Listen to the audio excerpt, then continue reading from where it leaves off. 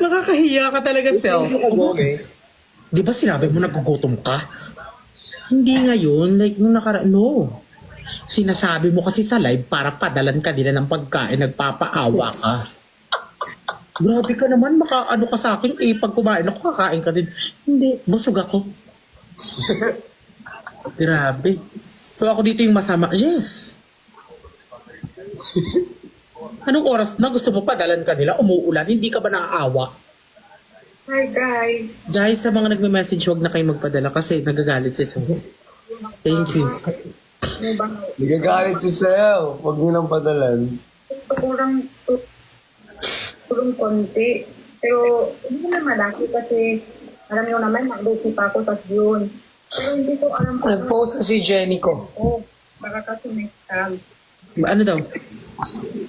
I-direct, i-ano natin